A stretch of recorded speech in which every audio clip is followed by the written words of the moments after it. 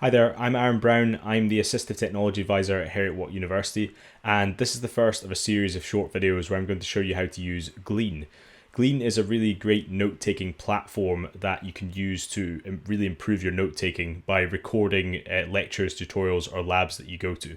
So to start off, I'm going to show you how to access Glean first of all. So I'll show you my screen. If we go to the web browser, whichever one you've got, so I'm using Google Chrome, but if you're using Edge, for example, you might want to go into that, and just go into your search bar and search for glean.co and then press enter.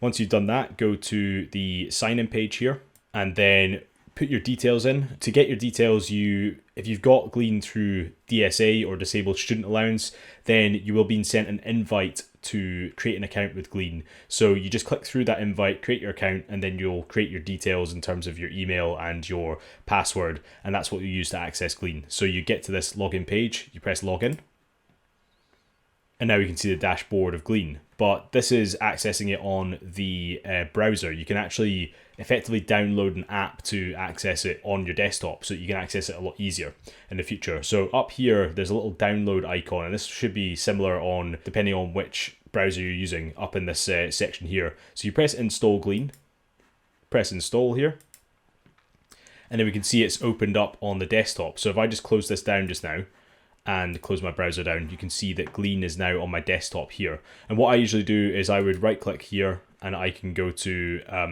pin to taskbar down here in the options.